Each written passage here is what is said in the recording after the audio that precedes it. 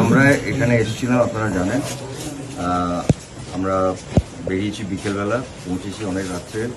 Thank you এখানকার সবাই আমাদের অনেকটা সাপোর্ট করেছেন এবং আমরা ফাইনালি যেটার জন্য এখানে আসা।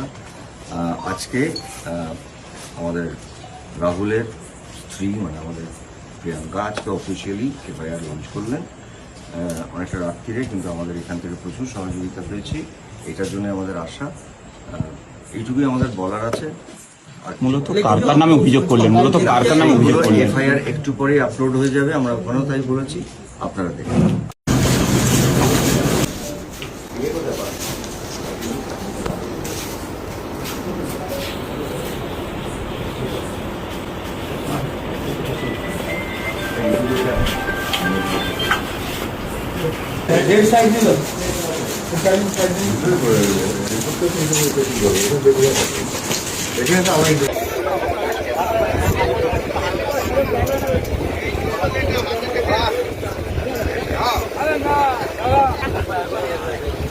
শুটিং চলছে।